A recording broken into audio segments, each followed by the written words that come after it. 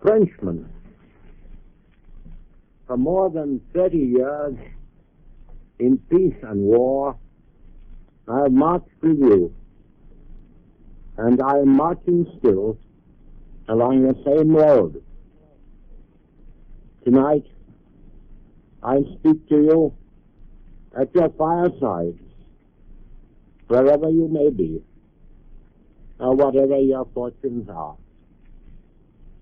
I repeat the prayer around the Louis door. Dieu protège la France. God protect France. Here at home in England, under the fire of the Boche, we do not forget the ties and links that unite us to France, and we are persevering steadfastly and in good heart in the cause of European freedom and fair dealing for the common people of all countries, for which, with you, we drew the sword. When good people get into trouble because they are attacked and heavily smitten by the vile and wicked, they must be very careful not to get at loggerheads with one another. The common enemy is always trying to bring this about. And, of course, in bad luck, a lot of things happen which play into the enemy's hands. We must just make the best of things as they come along. Here in London, which Herr Hitler says he will reduce to ashes, and which his aeroplanes are now bombarding, our people are bearing up unflinchingly. Our Air Force has more than held its own. We are waiting for the long-promised invasion. So are the fishes. But of course, this, for us, is only the beginning. Now in 1940, in spite of occasional losses, we have, as ever, the command of the sea. In 1941, we shall have the command of the air.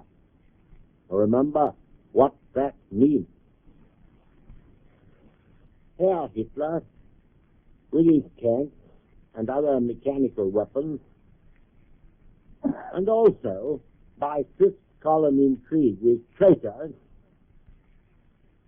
has managed to subjugate for the time being most of the finest races in Europe.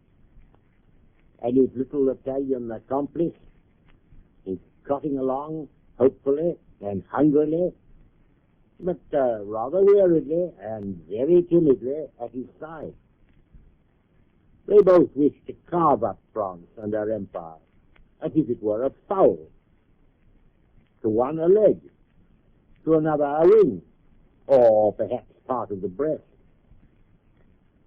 Not only the French Empire will be devoured by these two ugly customers, but Alsace-Lorraine will go once again under the German yoke, and Nice, Savoy, and Corsica, Napoleon's Corsica, will be torn from the fair realm of France. But Herr Hitler is not thinking only of stealing other people's territories or flinging gobbets of them to his little confederates. I tell you truly what you must believe when I say this evil man, this monstrous abortion of hatred and defeat, is resolved on nothing less than the complete wiping out of the French nation and the disintegration of its whole life and future by all kinds of sly and savage means.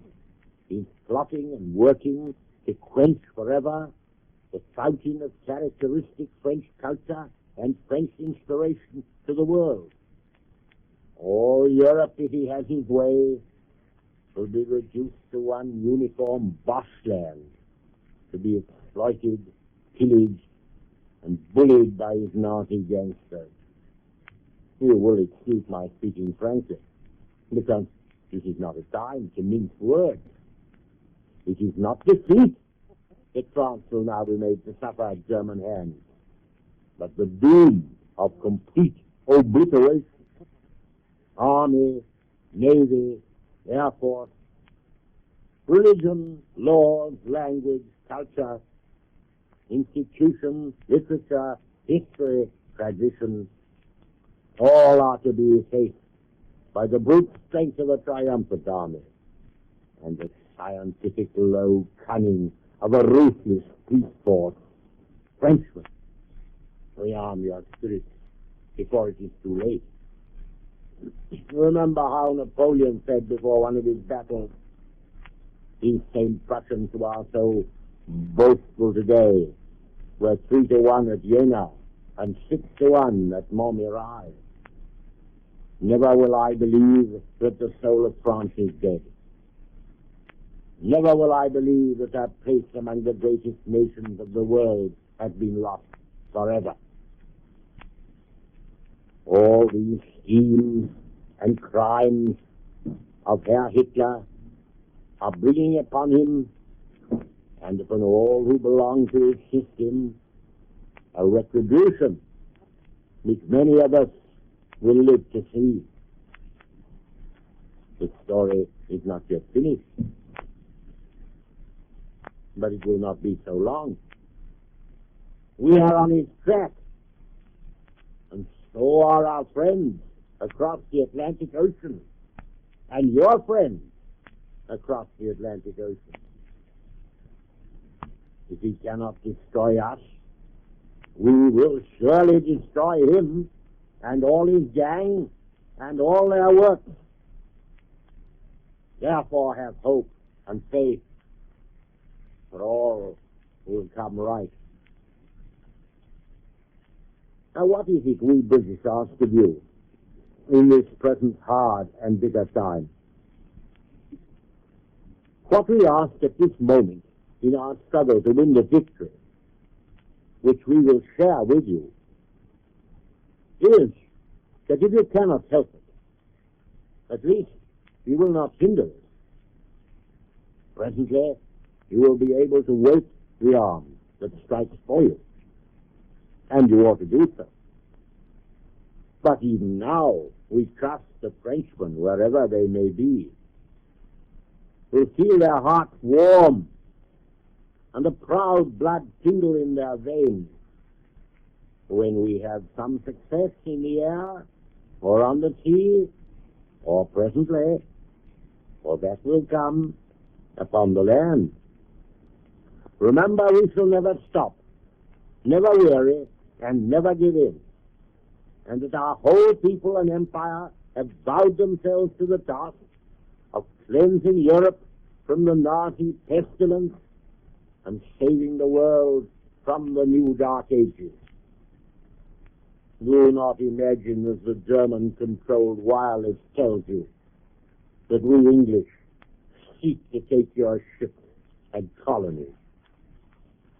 We seek to beat the life and soul out of Hitler and Hitlerism. That alone, that all the time, that to the end. We do not covet anything from any nation except their respect.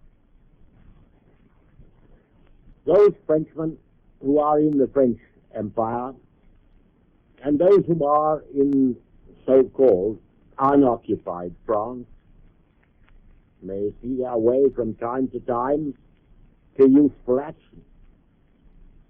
I will not go into detail. Hostile ears are listening. As for those to whom English hearts go out in full, because they see them under the sharp discipline, oppression, and spying of the Huns, as to those Frenchmen in the occupied regions, to them I say, when they think of the future, let them remember the words which Gambetta, that great Frenchman, uttered after 1870,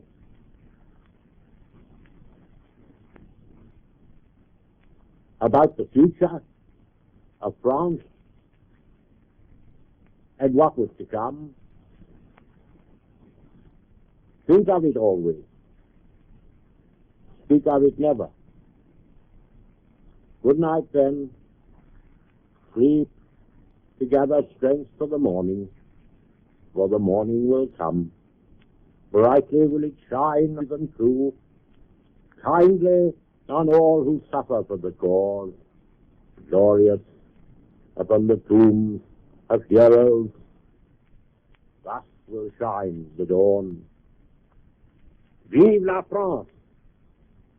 Long live also the forward march of the common people in all the lands towards their just and true inheritance, and towards the broader and fuller age.